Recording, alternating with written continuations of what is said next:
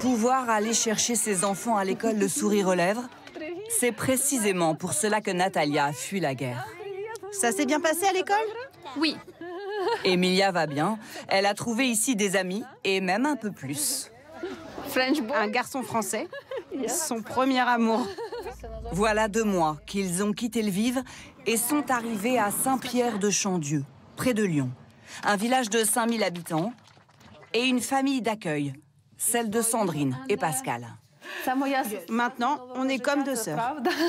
C'est vrai. 2 femmes qui se soutiennent dans ce provisoire qui dure. J'ai l'impression que les enfants s'adaptent beaucoup plus vite à cette situation. Ils aimeraient quand même rentrer chez eux. La seule chose, c'est qu'ils ont peur.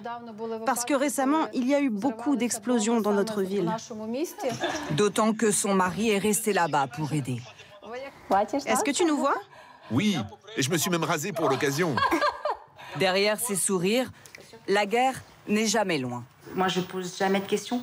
Par contre, je suis à l'écoute quand ils viennent m'en parler. Notamment, une fois, j'ai vu mon loulou, Georgie, venir vers moi, mais il était affolé en pleurs et il me montrait quelque chose. Et j'ai pris le temps. Je me suis arrêtée, je lui ai dit, c'est quoi? Et là, il m'a expliqué que c'était une alerte à la bombe sur toute l'Ukraine. Et il avait besoin de me le dire. Une 50aine d'Ukrainiens a ainsi été accueillis dans ce village. Salut. Bonjour. Et c'est Anne-Marie qui organise cette entraide dans la durée. Il faut penser aux vacances, il faut penser à soulager les familles d'accueil qui font beaucoup, qui donnent beaucoup depuis le 3 mars. Trouver des emplois. Trouver des emplois, oui, elles se sont présentées. Il y en a qui commencent, qui sont déjà dans des postes et ça se passe relativement bien. Galina a ainsi été embauchée au pressing du village. Elle élève seule ses enfants et n'a personne en Ukraine pour l'aider financièrement. J'aime beaucoup travailler parce que je gagne de l'argent et je n'aime pas rester sans rien faire à la maison. J'imagine pas ma vie sans travail. De quoi soulager aussi la famille qui l'accueille. Et c'est d'ailleurs ce que font chacune de ces femmes, autant qu'elles le peuvent, afin que cette entraide franco-ukrainienne perdure, par-delà les difficultés. Le stress est en train de monter pour les quelques 500 000 candidats au bac. À 14 h, ils vont plancher sur leur spécialité. C'est une grande nouveauté cette année. Le coup d'envoi d'une session inédite, nous dit Ouest France. C'est même un Big Bang, d'après le Parisien. Mais comment faire pour bien réviser quand il fait chaud comme ça depuis le début de la semaine? Yael Chambon et Lucas Lassalle ont voulu le savoir à Bordeaux. Regardez. Avec la météo estivale, certains lycéens décident de mêler l'utile à l'agréable, réviser. Là, tu as l'équation différentielle comme ça. C de y' égale AY. Tout en profitant du soleil. On a un peu envie de bronzer. On a un peu envie de se mettre comme ça dans l'herbe et de respirer un peu en vacances, parce qu'on a l'impression d'être en été finalement. Mais c'est quand même important d'avoir le bac aujourd'hui pour pouvoir avancer dans la vie. On peut aussi compter sur ses amis pour ne pas trop se relâcher.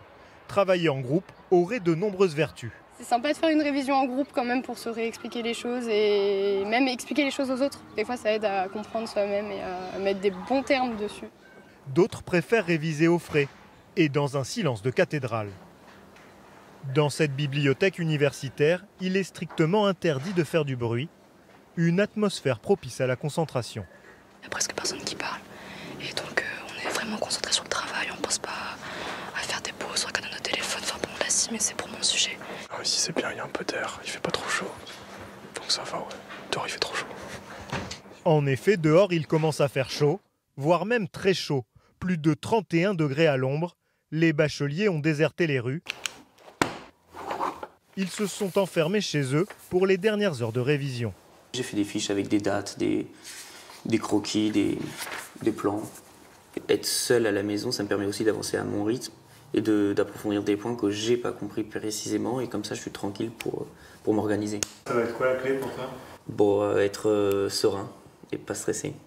Garder la tête froide, c'est le défi pour plus de 500 000 candidats cette année, avec des premières épreuves qui commencent dans un peu moins d'1 heure.